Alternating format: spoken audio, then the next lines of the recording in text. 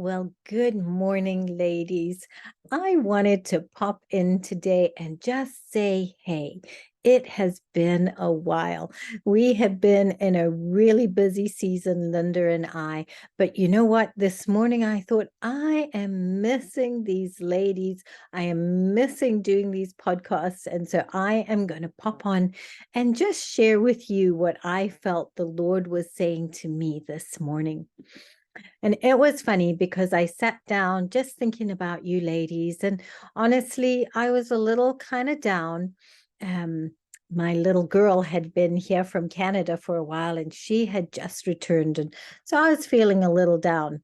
And to be absolutely honest with you, I had prayed a couple of prayers and they just weren't answered in the way that I thought that they should be, which is so funny because what do I know really? But I was a little upset with the Lord and just struggling a little this morning. True confessions, coming to you with some true confessions today. But you know, as I sat with the Lord and I had an honest conversation with him, I realized that I could not see the big picture. All I could see was, from my point of view, a tiny part of the picture. Are you like that sometimes? I had this small amount of truth that I thought I knew, and it wasn't what God knows. God could see the big picture. I literally could only see a half a dozen brush strokes, and I needed a change in perspective to perhaps try and see and imagine what it was that God could see from his perspective.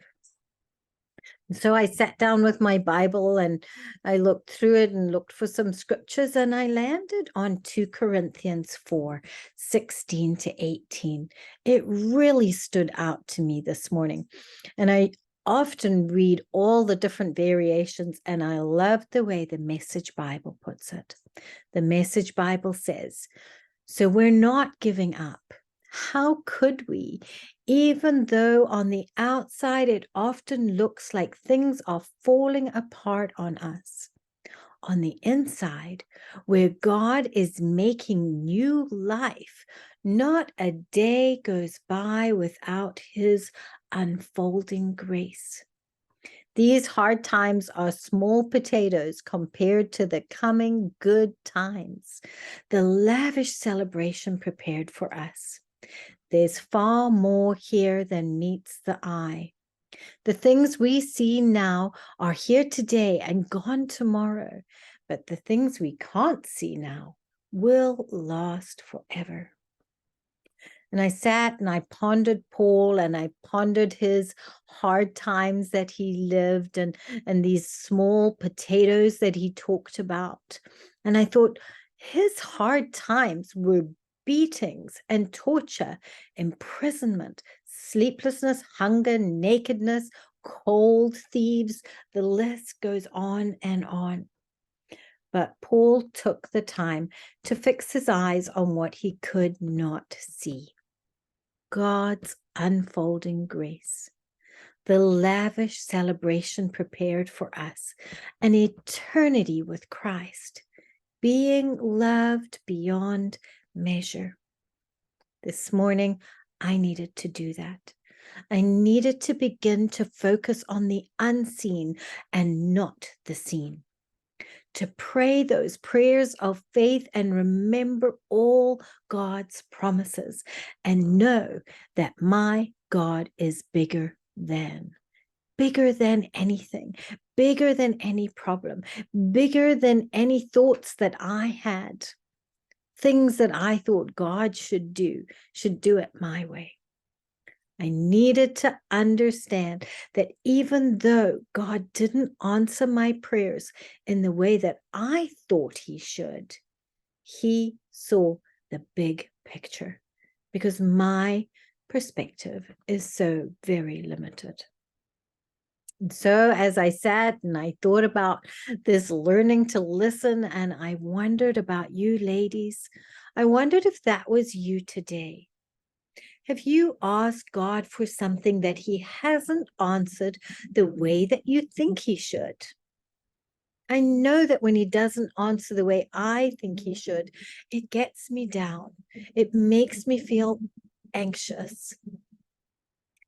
Has that mountain that you thought should move didn't move? Or the problem that you are struggling with, is it still there? If that's you, then today I want to encourage you that Jesus sees you. He sees you. He sees what you are going through, and he understands, often having been there himself. I want to encourage you that your but God moment is right around the corner, when suddenly you will see it from his perspective. You will be wowed with wonder and awestruck at his plan for your life. You will be captivated by his love for you. I read something that Chuck Swindoll said this morning, and I wanted to tell you that. Chuck Swindoll talks about vision, and he says, vision is the ability to see God's presence, to perceive God's power, to focus on God's plan in spite of the obstacles. Vision is the ability to see above and beyond the majority. Vision is perception. Reading the presence and power of God into one's circumstances. I sometimes think of vision as looking at life through the lens of God's eyes, seeing situations as he sees them. Too often we see things not as they are, but as we are. Think about that. Vision has to do with looking at life with divine perspective, reading the scene with God in clear focus. Whoever wants to live differently in the system must correct his or her vision. Isn't that so true? We have to be able to read the presence of power and power of God into our circumstances, to see with divine perspective. And so today, if this is you, I pray that the Lord would renew your vision, that you would see those problems with a divine perspective, with God in clear focus, with God in the forefront of the picture, and with the knowledge that he is working all things together for the good in your life. Have a wonderful week, ladies. Linda and I will be back with you soon. We miss you. We love you. Bye-bye now.